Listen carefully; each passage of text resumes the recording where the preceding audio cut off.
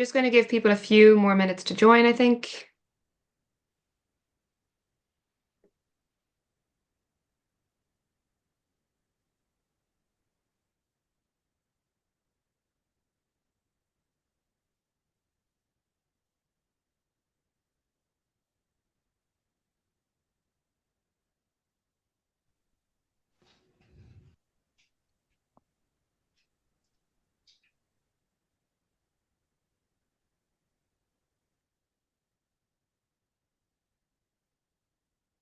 Hi, everyone. Thanks for joining. There's a link to the slides if you want to check them out in the chat.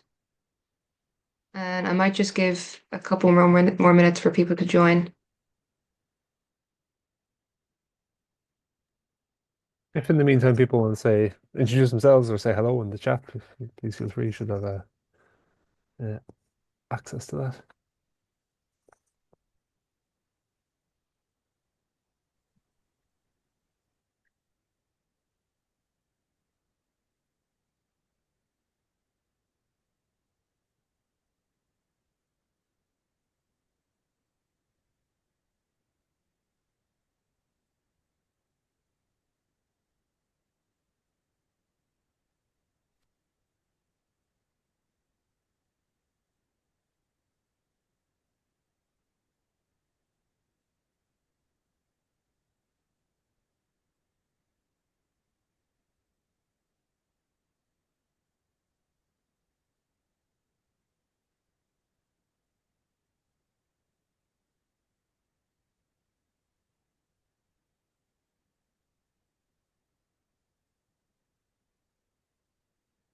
I think it looks like the attendees, people coming in, have slowed down a little bit. So Genevieve, whenever you're ready, I Yeah, guess we can start. I think let's kick things off. I'll just share my screen.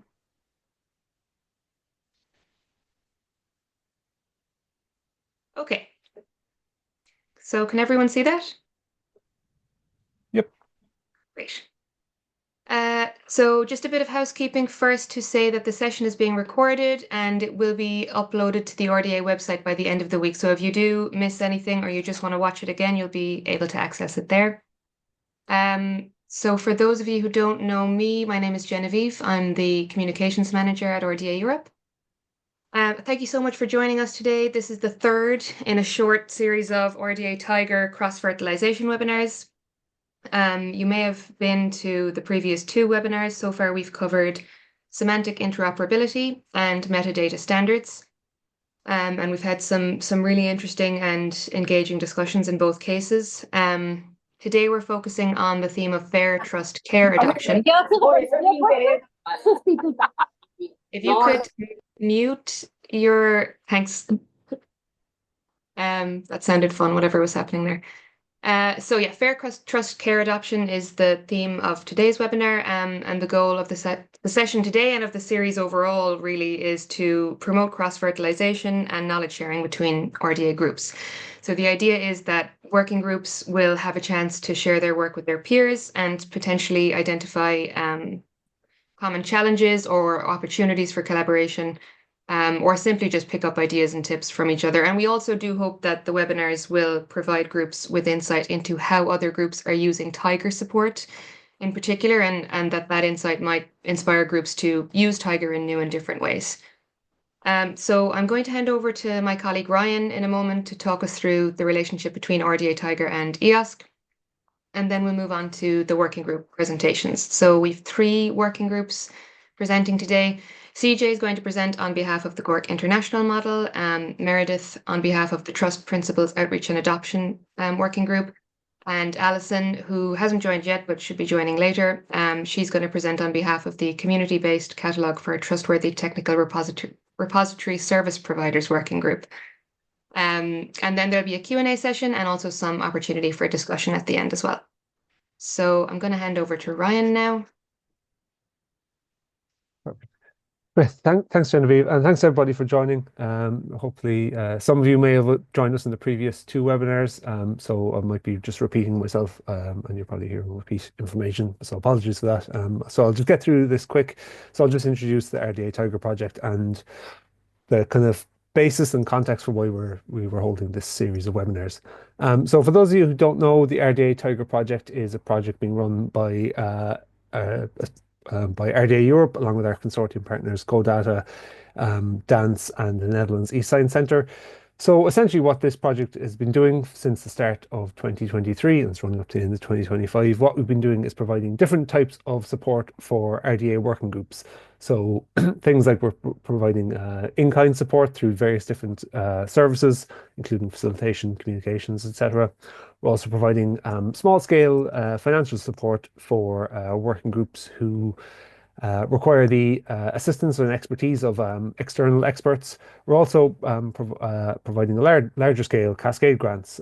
We recently concluded an open call for that, so we'll be assigning these grants in the next couple of weeks.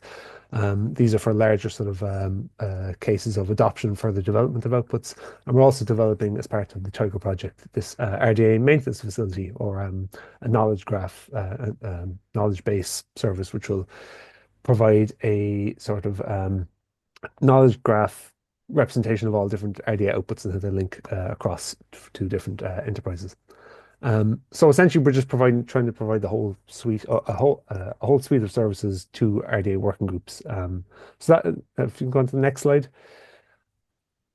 please, Genevieve. Thanks. So that is what we're doing, sort of on the internal side of things, but we're also conscious of the fact that this is a European Commission funded project, so we are also looking to sort of develop the impact of the RDA Tiger project and the groups we support in the wider European research data landscape.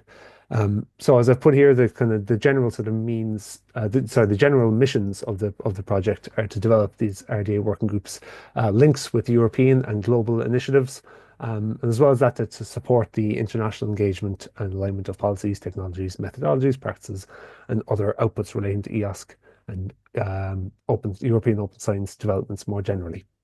So that in paper is pretty straightforward, and that's pretty kind of a generic description. But so thanks, Genevieve. What we're doing sort of practically, how we do that is we look to support groups who have a specific impact on these detailed European Open Science Cloud challenge areas and priority areas that have been, to a large extent, identified in and described in this the Strategic Research and Innovation Agenda document. So for those of you who aren't familiar with that, there's the first line of the document is quoted on screen there, and it pretty much sums up what is explained in the preceding 170 odd pages. So the overall purpose of the SRIA is to define the general framework for future strategic research, development, and innovation activities in relation to EOSC. So that's what we're doing in terms of how we can further the impact and support the impact of the groups we support with the RDA Tiger project. So we look at how the groups impact on these specific implementation challenges, how the activities and the outputs of the groups map onto this multi-annual roadmap for the EOSC, which is described in the SRIA, and also on the specific priorities and objectives that are mapped out within the SRIA. You just go on to the next slide, Genevieve. So in previous webinars, as Genevieve mentioned, we have held previous webinars on the topics of semantic interoperability and data and metadata standards. And we've looked at how Tiger-supported working groups are addressing these concerns. So in these previous webinars, the focus has been more on kind of some discipline-specific and domain-specific RDM issues on data and metadata, kind of documentation and data management level, and also on the kind of crosswalks and complementary approaches there. We've also been able to look at how the activities of the working groups that we support map directly onto specific implementation challenges that I mentioned previously, and kind of areas of concern outlined in the SRIA, and also areas that are being addressed by various different EOSC initiatives, such as the EOSC task forces and open area expert groups. The focus of this webinar is slightly different, and I'm sure those of you who've been to the previous two webinars and who hear the presentations coming up, it'll become pretty clear in a few moments. So in these webinars, we're looking more at these three sets of principles: the FAIR principles, the trust principles, and the CARE principles. So I've spelled out those acronyms, what they stand for on screen there. So these are sets of principles, and they're individual elements sort of explicitly and to some extent implicitly sort of permeate any discussions around to do with EOSC and kind of global open science and open research more generally. So what we're looking at today and what the presenters will be looking at is how these principles are applied more from the perspective of kind of policy and governance and infrastructure and service development as well. Um, and also how these principles sort of interact with each other and overlap with each other. So there are obviously complementarities between them, but how in theory, but then how these complementary uh, aspects of the principles over how they play out in practice is something that will be the focus of part of the presentations. So what we're doing then in terms of so this just go on to the next slide, please, Genevieve. Yeah, so the intended outcomes then before we just wrap up before I hand over to CJ.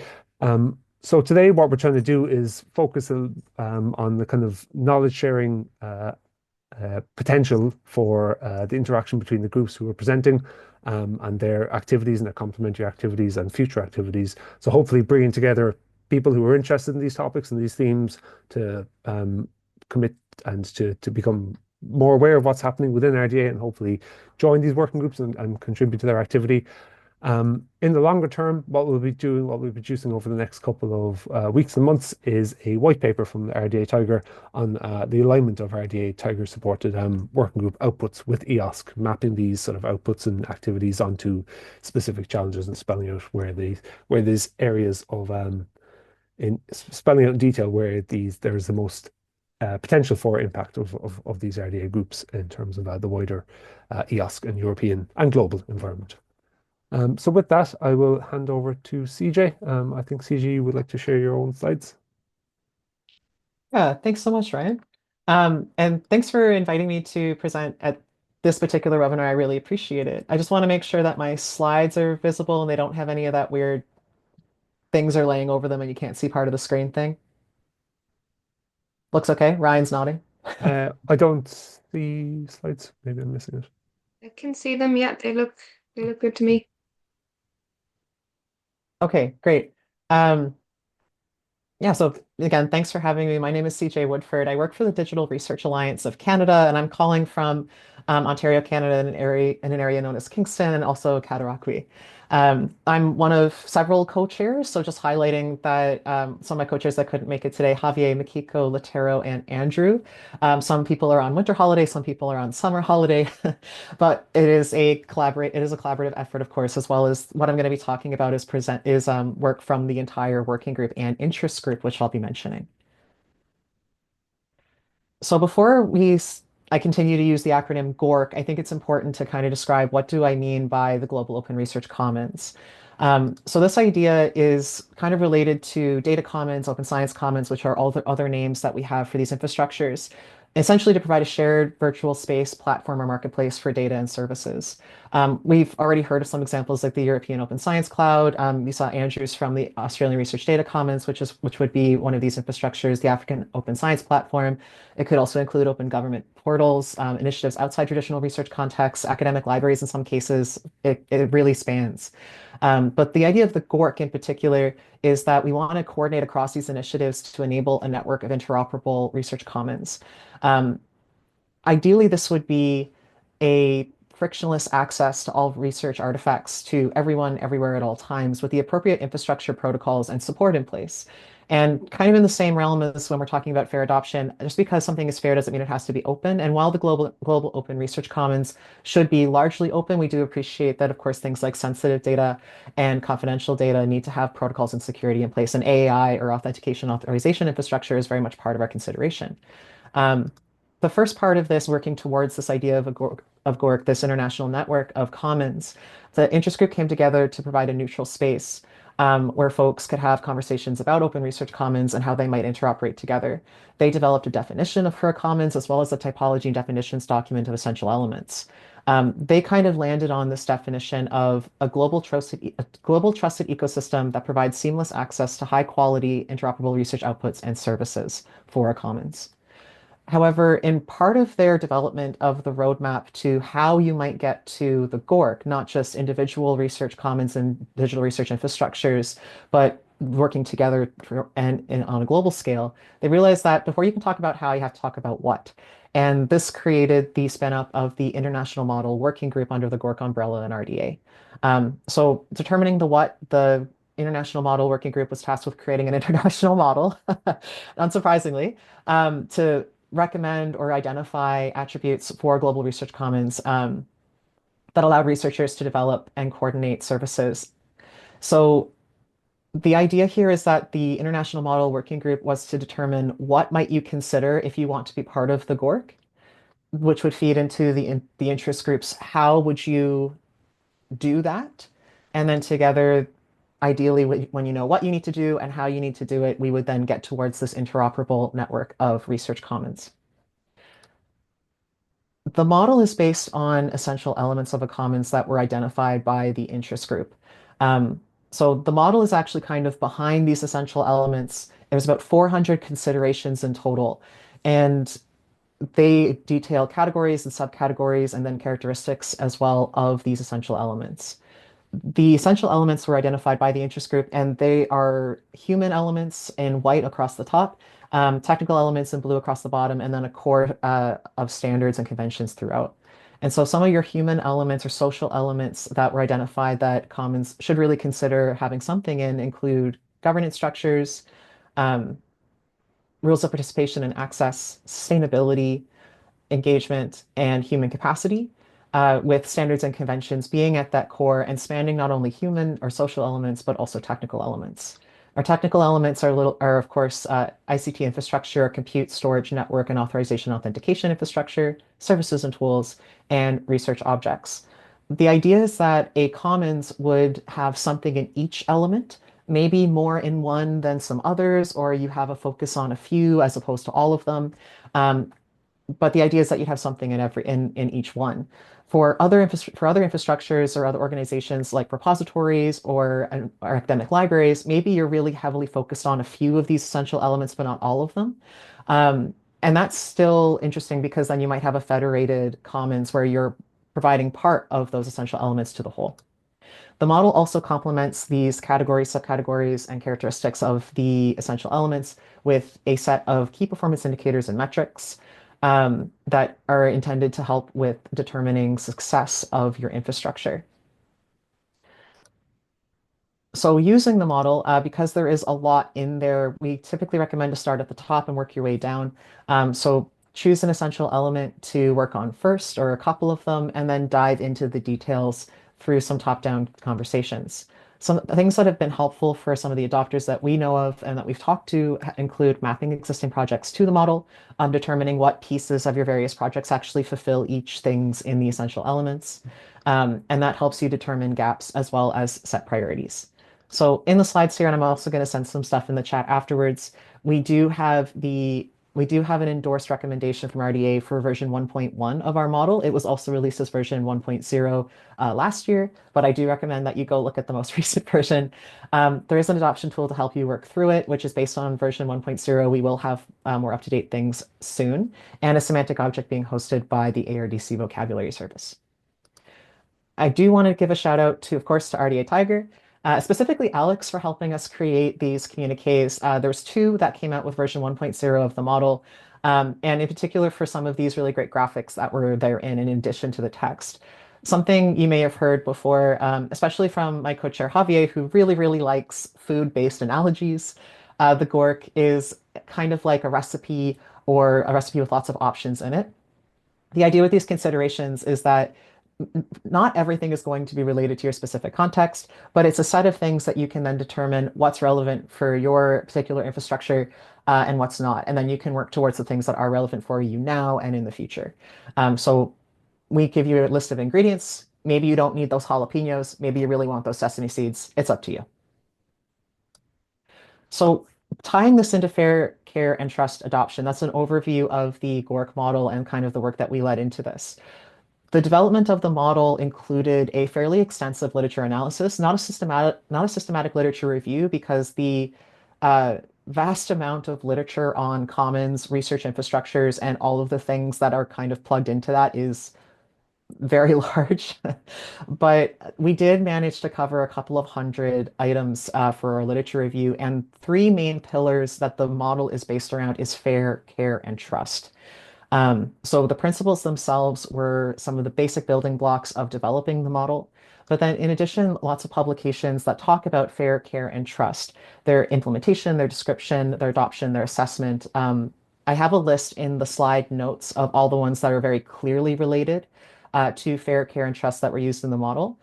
However, something that's not as obvious for the model and what gets a little bit more into adoption is that because fair, care, and trust are pillars of the model and they are mentioned throughout, there is an argument to be made that using the GORC model helps you enable fair, care, and trust in your organization and actually helps you adopt them, even if some of the considerations don't specifically say the acronyms themselves. And just through these direct connections of when they actually directly talk about fair, care, and trust specifically, we have, of course, an over representation of fair. And I think we see that in the literature as well. Fair is a really large emphasis and has been for a long time, and that's not a problem, but it does mean that there's more to pick up for care and trust specifically. So even with that overrepresentation, about a fifth of the model directly relates to fair, very obviously on the surface level. That's not to say that care and trust are not represented. There are a couple of items that are represented in there, but it's a little bit more nuanced. So what our next steps are to kind of highlight fair care and trust adoption through the GORC model is to actually look at each individual consideration in the model and determine what in fair care and trust might be enabled through the adoption of that consideration or that implementation of consideration, and how is that so? So providing some reasoning and providing some support. This would kind of lead to what we're calling thematic subsets of the model or slices, further facilitated by implementation profiles. So how are people actually using the model in practice? This part of the work has already been started, and Dawei Lin, the co-chair of the group who's going to be speaking next, did a high-level mapping between trust and the GORC model, especially at the essential elements level.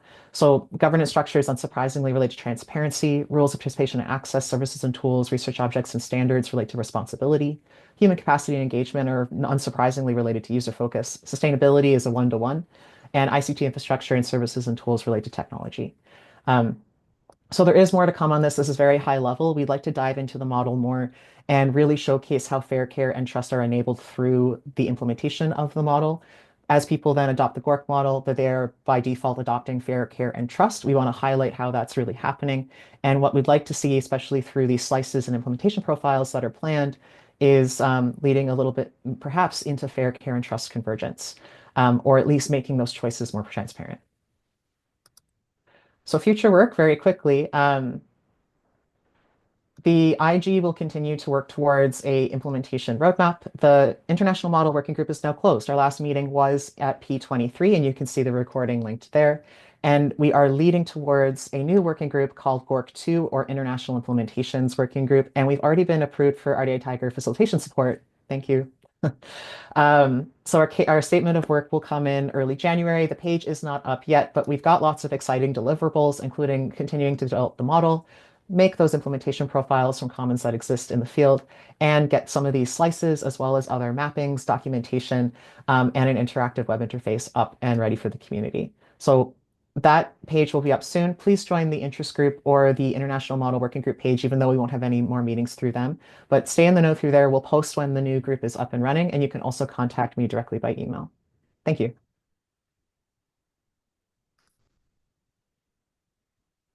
Great. Thanks so much, CJ. Okay, so if you've got questions for CJ, if you could just add them to the chat and we'll address them in the Q&A session later, that would be great. And for now, I'm going to hand over to Meredith. So I'm just going to share my screen. Can you all see that?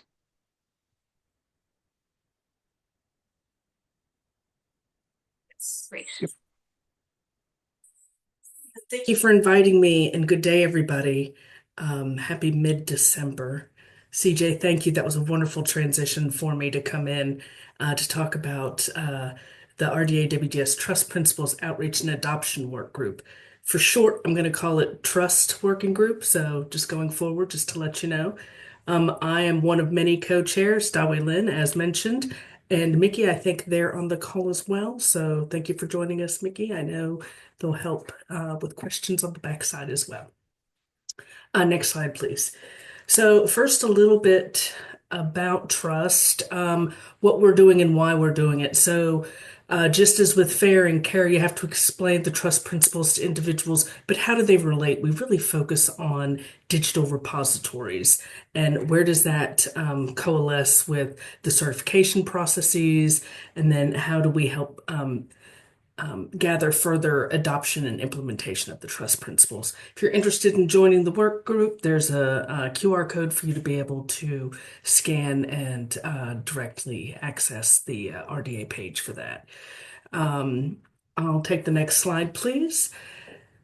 Next with this is what the work group's focus is. So we're actually, I'll talk a little bit further on these. We do have a survey that is live and active right now. We're collecting use cases. We're going to map those, map trust to different certifications out there. We could talk about that in a minute. Create and test the guidelines for self-assessment. We'll do this through a publication and then create a wiki. All this is based on this article written in 2020, Dawei Lin and many others participated in. So if you haven't read that yet, just as with all the principles, the FAIR principles, the CARE principles, you should go out and read it. They're fairly short, but you should have a good common understanding of what all those items engage in the background. Next slide, please. So how has Tiger supported us? Well, I'll give you a few great examples here. One that was most critical recently was, as you know, the RDA website was transitioning and we couldn't find our list of 40 some odd endorsements. So we had been curating a list of endorsers all over the world of the trust principles. And thankfully, our great colleagues in Tiger were able to find that almost immediately and right around RDA P23. So, you know, not only did they not have time, but they found it and were able to get us a link almost immediately. I was extremely grateful for that because we had various funders and various entities that were very interested in seeing that at that exact moment, of course. Other great things that they've done is help organize our meetings, notes, meeting recordings, some of the logistics so that we didn't have to, so that we could focus on doing the work. An excellent landscape report for the working group, and really helped us flesh out the international contacts. We recognize that our lists of distribution were not well represented in Latin America and Africa, and everybody should have a voice. So there was some strong efforts to be able to increase communications there. Created a mailing list for us, and then also helping us collect and document our outreach, which is a part of one of our deliverables. So my thanks, my continued thanks to the Tiger team. Next slide, please.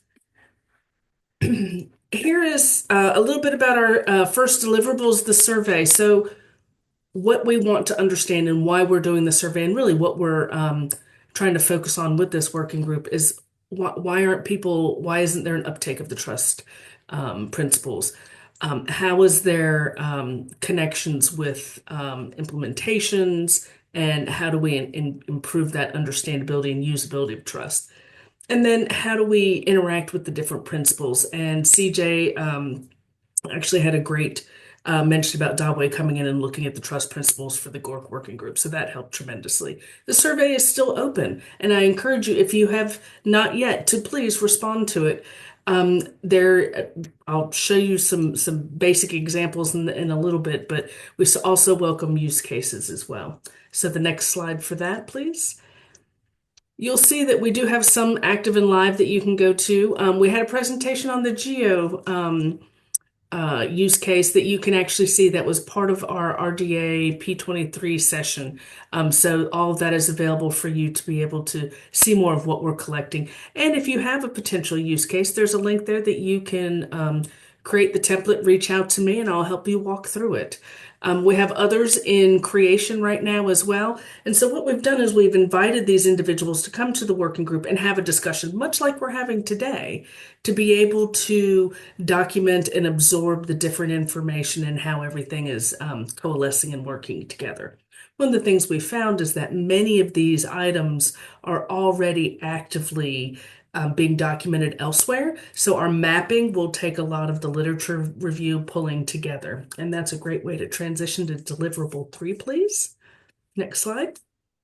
So those mapping, we can utilize the survey results, we can utilize the use cases and the presentations we've received and bring them together to show those connections. We're really looking at 3 specific certifications, Core Trust Steel, Nestor, and ISO 16363, to really show what those connections are, because we keep seeing that overlap. Deliverable 4 is really testing some guidelines and a self-assessment, so giving a how-to, if you will. And this is going to be a peer-reviewed article that will be sent out. And so getting all those items together after the mapping of the certifications, the survey results, which the survey closes at the end of January.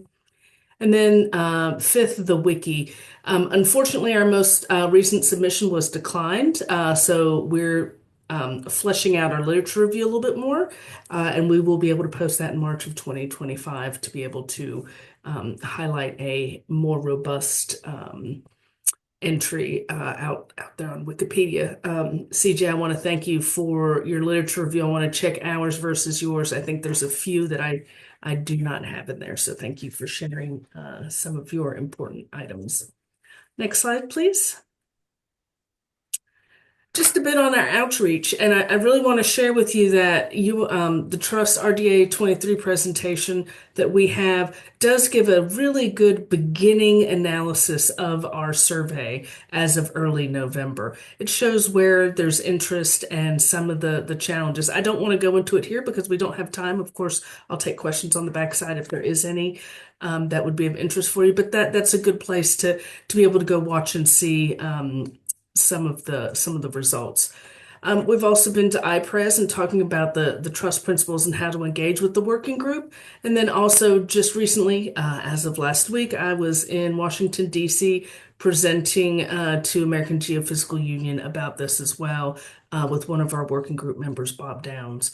So we've been out there talking about what we're doing, getting engagement and participation from our colleagues. We certainly still welcome individuals to support the working group. You may still sign up. But the next slide, please, is a great transition. We should be able to report out our final findings at International Data Week with our colleagues, RDA CoData. We host this every other year, and we'll be in Brisbane, Australia, and hope to see you there. So thank you very much. I look forward to your questions on the backside. Great. Thanks so much, Meredith. And yeah, again, any questions for Meredith, and you can just pop them in the chat and we'll address them in the Q&A session. Now, next up is Alison. I'm not sure if Alison is here yet. Ryan, do you know? Yeah, so unfortunately, I just got a message there from Alison. She won't be able to join. So I will fly by the seat of my pants and maybe try and just present some of the slides there. So what I'll do, Genevieve, I'll share my screen there. I've just slightly modified the slides just to make them a bit more easy for me to present. So I will run through some of the slides. So in the slide deck I linked in the chat there a few minutes ago, that has the full deck of slides, but what I'll just present on screen now is just a smaller selection of these. Just one, because I'm not too familiar with as familiar as I should be with the working group's activity, and two, just so I don't do it an injustice. So yeah, so unfortunately, one of the co-chairs of the group who was supposed to present today couldn't make it due to an overrunning pre-existing appointment. So that was Alison Lister. Alison's fellow co-chairs of this community-based catalogue of requirements for trustworthy technical repository service providers working group are Vim Hugo, Lauren Maxwell, and Mohan Ramamurthy. So I am working with this group as this is obviously one of the Tiger supported groups.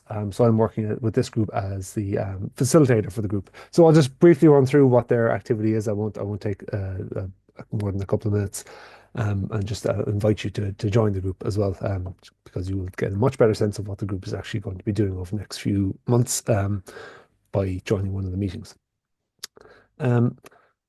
So yeah, so I'll just briefly introduce the working group's intentions and outcomes. So essentially what this working group is doing is looking, and this is a very useful phrase here at the bottom right, to broaden the umbrella of trust. So it's working with, focusing on repositories and repository service providers. So essentially what the group is currently doing is looking to establish a set of repository features and characteristics based on various different information sources, and assessing the needs and expectations of the community in respect to the trustworthy repository ecosystem. So then what they're going to be taking with this catalog or repository of features and characteristics is looking to see what of those features and characteristics can be extended to data repository service providers. So there's a lot of discussion around what actually kind of constitutes providers, but I think just to sum it up from a layman's perspective, I think what they're looking at is services that are provided to repositories around things like longer term preservation, authentication and access to the repositories, it's that type of thing in terms of the service providers. And then one of the next intentions and outcomes of the group is to define and describe alternatives to the formal certification that improves appraisal and selection of repositories that are not currently covered by various certification sources, and also services contributing to the repositories, to the features expected by the community. So yeah, so essentially, to sum that up, it's to kind of extend this idea of what constitutes a trustworthy in inverted commas repository, and to what extent this sense of trustworthiness can be further defined and further kind of explicitly defined and also extended to data service providers. So yeah, currently, in terms of their current activities, the group is still at the stage of pulling together a landscape. So looking at a list of kind of relevant resources and sources of information to gather this taxonomy of repository features, and developing a sort of inventory of how these map onto one another. There are links to these documents here. They're highlighted in blue, but the links are active on the slides I shared earlier. These are in access. You can access these, but please be very careful if you are looking through it, just not to move things around or anything like that. We will, if you are a member of the group, then these are definitely things you can contribute to. Yeah, so just to link back to the kind of main theme, or one of the themes of this series, is around the kind of idea of cross-fertilization. So obviously with this working group looking at repositories and trustworthiness and features of repositories and service providers as well, there's obviously a lot of potential areas of fertilization and interaction with other RDA working groups, and obviously other sort of initiatives outside of RDA as well. So there we've mentioned a few of the current relevant RDA working groups, including the GORC International Model and the Trust Principles Outreach and Adoption Group, which you've heard from today. Also the Health Data Commons Working Group, which is another extension of the GORC International Model Working Group. And there are at least a half a dozen other groups active within RDA who've expressed interest in this group and what they're doing, and whose work overlaps with this group. We're also looking at the possibility of integrating with various other Horizon Europe projects coming up, so including Eden and Fidelis, which are both starting Horizon Europe projects starting in 2025, as far as I understand. And also there are obviously existing sort of sources of information out with RDA in the community, so fair sharing and read-through data, just can help sort of facilitate this sort of gathering of information around repository information and features. Yeah, and there's one of the final points here is about the intention to engage directly with these software and service providers. So things like I gave a few examples earlier, but I think some of these providers, just an example of some of them might be Dataverse, CCAN, Invenio, etc. It's these type of service providers that the group will be looking to connect with. So just on the practicalities, we do have so the working group, just to go back in time a little bit. So the idea for this working group was actually sort of initially discussed at RDA I want to say P21, whichever RDA plenary took place in Salzburg. But in that time, there's been a lot of discussion by the co-chairs and the community as well. But with various different pieces of activity, we finally got around to endorsing the having the group endorsed in September, I think, or maybe October, just gone. So we just recently started our sort of regular official working group meetings. So we had the first of those meetings earlier. Was it this week? No, it was last week. Yeah. So the next week will be taking place. Next meeting will be taking place on the 8th of January. So we're still in our initial early stages. So please feel free to join the group. There's a link, there's a QR code on the right hand side that will take you to the website. Or there's the link on the right hand side as well. Please feel free to navigate yourself to that page and join up. And we do have, as just to repeat there, we have these 3 tasks sort of ongoing at the moment, and these are the kind of ones we'll be focusing on over the first few months of the group. Yeah, so I think that is the last slide on this group. Yeah, so apologies if anyone has joined, is a member of that group already and knows more about that. I might have missed some information and not done justice to that group, but yeah, unfortunately, one of the co-chairs couldn't join us today. So what I will do, stop sharing my screen. And yeah, so so this is the kind of part of the meeting or this webinar where we are inviting questions from any of the audience, or even if the presenters have questions to maybe put to you or to other presenters. That would definitely be something we'd be interested to listen to. But to kickstart that, I think, yeah, Genevieve has put in the chat there. We do have a Menti question that we would like to push to you just to kind of get things started. So Genevieve, will I share the screen or do you want to? Oh, you have it. Perfect. Cool. So the link to the Menti is in the chat there, or you can just go to menti.com, and as we see on screen there, the code is 28598206. And essentially, it's quite a broad question. So we would like you to respond to whether or not you think the work presented today in connection with the Fair Care Trust principles has responded to any of the challenges you face in your work, and if yes, how? And also, I guess implicit in that, if not, if it hasn't responded to your work, we'll also be interested to see why that was the case. So yeah, I guess I'll give you a couple of seconds to maybe to type. Is everyone okay? Does everyone have access to that page and it has located it? Maybe you can just hit the thumbs up button in the corner, just so we know we're on the right slide.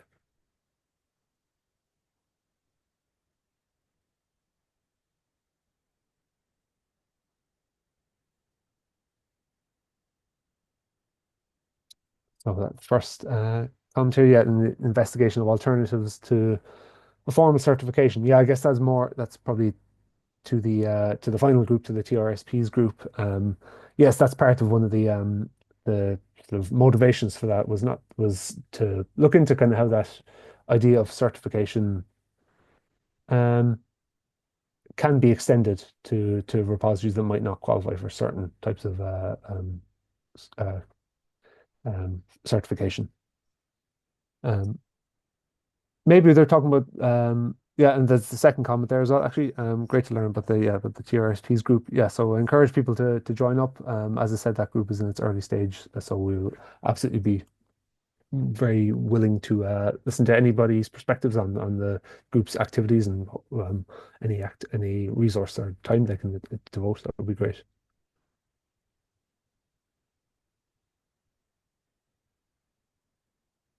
So there's the potential to demonstrate how existing or planned actions are indirectly adopting fair care and trust. Yeah, so as I said now at the start, and as CJ kind of alluded to as well, there is a lot of the work that's been done by this group, by the groups we presented today, are concerned with these 3 sets of principles, but sometimes it's more of a case of being implicitly concerned with them rather than explicitly. So there's a question there from so curious as to why it's called a technical repository. So I will answer that but I think purely not because of knowledge, but because I think this question has been answered before, and I'm trying to remember the answer that was given. So I think it's just a matter of the way that the name of the group is set up. So I think it's rather than a technical repository, it's the technical service providers. If that makes sense. So overall, the title is technical repository service providers, but the technical adjective there refers to the service providers rather than the repository. I think that question has come up previously in a different meeting we had.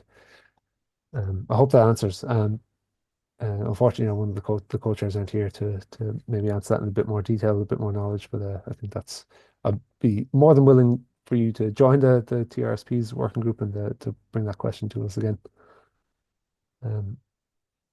Yeah, and the alternatives to formal certification must be promoted to funders, etc. Okay.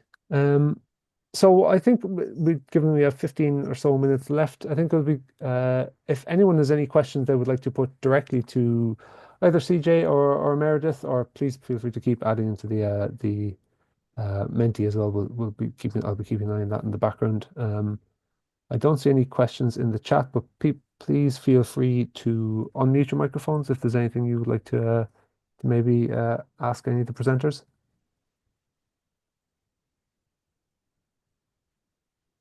I think CJ used your hand up just a nanosecond before Maggie there.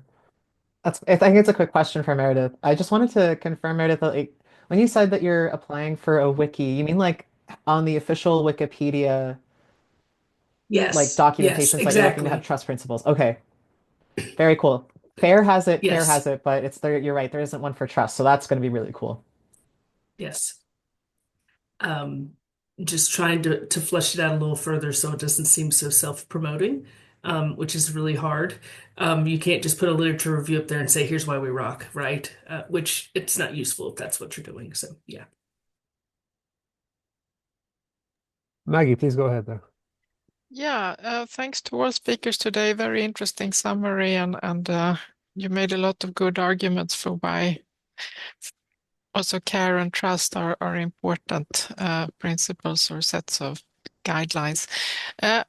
On the care aspect there, I've been trying to introduce this to natural sciences PhD students in the form of an introduction to research data management type of presentation. And I find that most people, so I'm based in Lund, Sweden, so we don't have a very obvious connection to indigenous groups, which is actually completely false because we do have indigenous groups in northern Sweden, etc. But I find that the students I normally talk to, like chemists or biochemists or whatever, they are completely indifferent to why they would have to, why are care principles important at all, etc.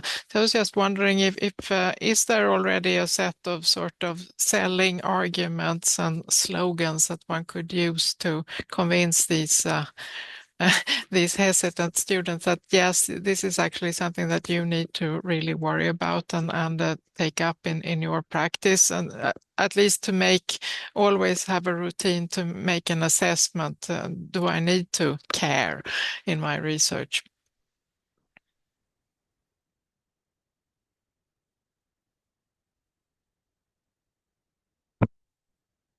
So yeah, I don't know, Meredith or CJ, is that come up being an issue you faced with either of your groups? I guess seeing as yeah, unfortunately we weren't able to find anyone from the any of the groups we're supporting who were dealing explicitly with the care principles to present today. It would have been nice, but I think given that there is sort of the work that's been done by the trust group, I guess, in some respect, to see where there's an overlap between those care and trust principles might be a route to maybe answering that question.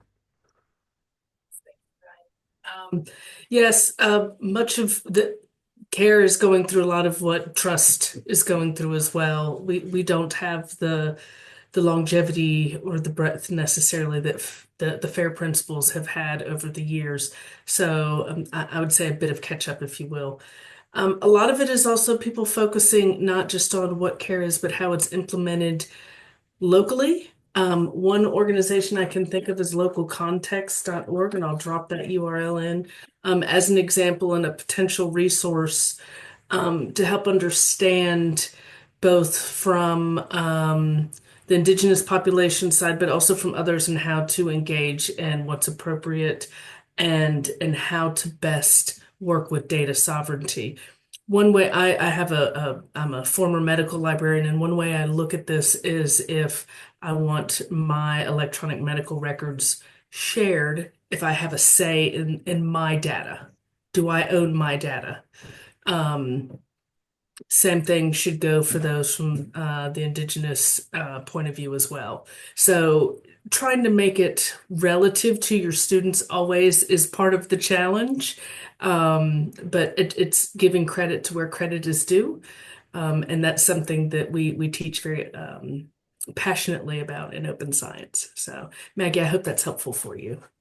Yeah, I just have one quick example. So I was talking to some chemistry students, and one of them suddenly realized that she had been involved in a project where they had been assessing compounds extracted from some kind of plant samples that had been collected with the help of native tribes in the Amazonian region, and she just realized to her horror that there had been not even been an acknowledgement to the help that they had received from local people in this research project, and then she had tried to discuss this with her thesis advisor, who had just said that it wasn't for her to worry about that. So she tried to care, but it was very difficult. So I really think that this is something that we need to pick up on and talk a lot more, not just as some sidebar to research ethics. But thanks for your efforts, and thanks for the links. I'll check them out. I think just to add to that, I think Meredith, what you said there about the just purely the time, not time, but the duration that these kind of principles have been sort of in the ecosystem, I guess. So I mean, I think in the example you cited there, Maggie, I think things like, you know, specific use cases or examples of how these principles have been sort of played out or have played out in maybe in different domains or fields that wouldn't necessarily that people wouldn't necessarily immediately associate with these principles. So for instance, I mean the care principles, I would imagine from a layman's perspective, you'd be looking at it might be things that would be more to do with social sciences or humanities research. I know just from kind of anecdotally, initially that sort of there was the impression with the FAIR principles that they were sort of more associated with natural sciences, but now obviously across you look at the list of different um, projects that are being funded by the European Commission and different groups within exist within the RDA, etc. That these FAIR principles are being applied and sort of investigated from not just from natural sciences perspectives, but from across the whole sort of breadth of academic research. So I think that would be in the matter of time, you'd imagine you'd hope that the application, the relevance of these care principles, especially here, would be more sort of uh, would be more become more applicable, and people would be more aware of them and aware of their implications in their work, even if it's not sort of outwardly clear at the beginning. CJ, sorry, go ahead there, please. I did put some publications in the chat that might help, but Maggie, maybe not as relevant, but maybe as an example to give on from other natural science, because I think there is certainly with care to emphasize that it's only relevant when you're doing humanities or social science research where you're discussing or extracting data, which like from indigenous populations, which is not great. Obviously, the care obviously applies in those situations. But even for natural science, especially in astronomy, what we see a lot is when telescopes are being built, a lack of consideration for the people that are affected where the telescopes are being built.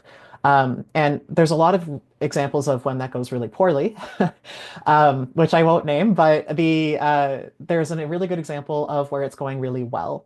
And that's for the square kilometer array, specifically in Australia in particular. South Africa, they're also doing a lot of great work, of course, but in the Australia location, they worked with Indigenous elders for local to the location where the telescopes will be set up. It's a collaborative effort for not just employment, but then also walking through the land with Indigenous elders to determine where is appropriate to put some of the sites and where isn't. And so they have redesigned the telescopes to make sure that it's not going to be encroaching on, special or important locations to the local Indigenous groups. So I think there's a lot of good examples of where it can be done really, really well. But to your point of research data management, I think that is going to be a little bit more nuanced. And I think, as Meredith has highlighted, we kind of have to go through those stumbling blocks of figuring out what is the best way and what are those arguments. And it's unfortunately just going to take some time. So thank you for leading that, though. I'm looking forward to hearing what your lessons learned will be. Thanks, CJ. Is there any other questions? Let's double check the chat. Is there any other questions people might have for the presenters? Please feel free to, unmute your microphone or just raise your hand if you want to be given permission to speak. But you should all hopefully have access to your microphones.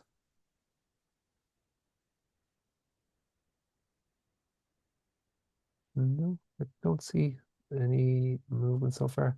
Yeah, so as I said, it was, yeah, we sort of unfortunately weren't able to have anyone from any of the groups who were sort of dealing with the care principles directly present today. But we felt it was useful to keep the care acronym in the title of the webinar, just to ensure that it wasn't sort of relegated in that sense in those sets of principles. Sorry, Lisa, go ahead.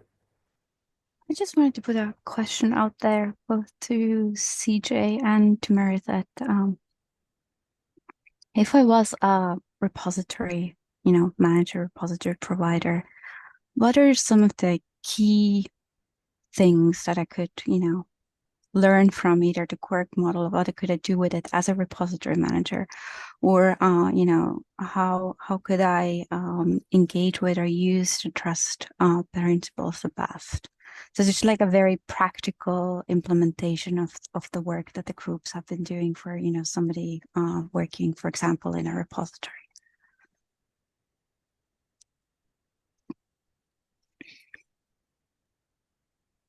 I'll maybe lead that one.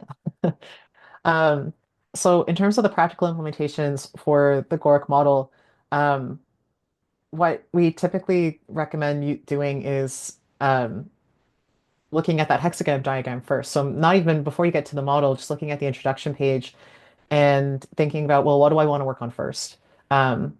It's kind of like approaching a really large table with a lot of different foods on it. You can't eat everything at once. You have to kind of choose what area of the table you'd like to visit first. And saying, okay, I want to really look at our governance structure and see what we can improve on there, and then go down item by item to see what considerations are applicable to you. There are a couple of things that help folks navigate that. We've got some consideration levels in the model that you can say like, okay, I want to look at just the core ones because I'm just starting, or I want to look at the whole list. But in terms of practical implementation, that's something that we're actively working on in the next round to say, what are the hows? How have people actually implemented these considerations so that we can provide real world examples of what does the GORC model look like in the case of EOSC? What does it look like in the case of the Digital Research Alliance of Canada or the Australia Research Data Commons and others? So right now it is a little bit just like start at the top and work your way down, choose which things you'd like to work on first, and go on it from there.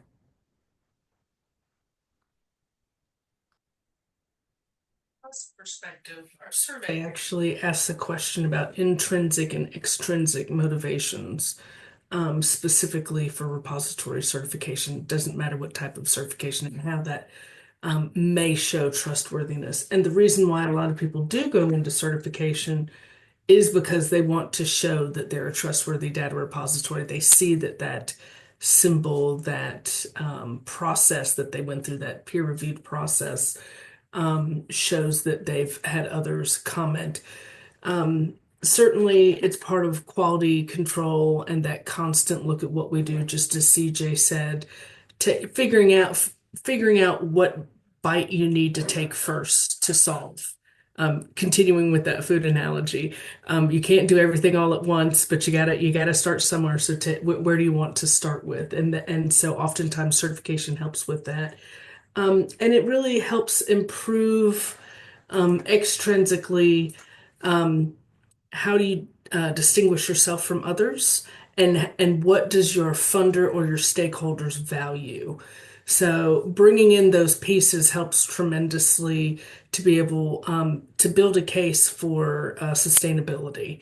And so oftentimes that's one of the connections we're seeing in the trust working group, is that we need to, people want to say that they're trustworthy, but how do they show that? And so one of the final questions we ask is, okay, what is missing from the trust principles? And part of it is they need to be able to show that there's actionable metrics, and that's where that white paper will come in and help support, excuse me, that peer-reviewed paper will come in and support answering those questions. And my co-chair, Mickey, I would love to hear your point. Maybe just to briefly add to that. So if you look at the original trust paper, that actually had some pointers to what the acronyms can mean. So for example, if you look at user focus, it says that you should monitor the evolving community needs, which is a digital preservation thing to do, where we would call it the designated community. I think the other thing that will significantly help in understanding or helping people understand what the acronyms mean is a mapping of the acronyms to the different certification standards, in particular to ISO 16363, because that is with over 105 metrics, by far the longest, and you can pick out specific things to map. So let's say for technology, it might tell you how to actually implement a disaster recovery plan or a monitoring, and then you can pick and choose instead of having to walk through the entire ISO 16363 catalog. Great. Thanks, Mickey. And thanks everybody for, and we see we've just gone a minute over the hour. So we just have, we just have literally one final slide to share. I'll just get the right slide up. So we're looking at, nope, sorry.